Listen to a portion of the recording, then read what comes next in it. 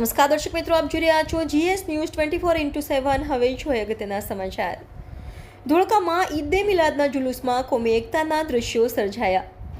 અમદાવાદ જિલ્લાના ધોળકા ખાતે હઝરત મોહમ્મદ પૈગંબર સલ્લાહુ અલૈહિ વસલ્લમ જન્મદિવસ નિમિત્તે ઈદે મિલાદુન નબીના પર્વની મુસ્લિમ બિરાદરો દ્વારા ભવ્ય ઉજવણી કરવામાં આવી હતી.